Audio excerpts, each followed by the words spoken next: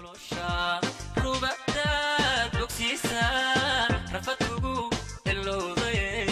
raxma inan gobeeday waxa tahay qof iroon raxma inan gobeeday waxa tahay qof iroon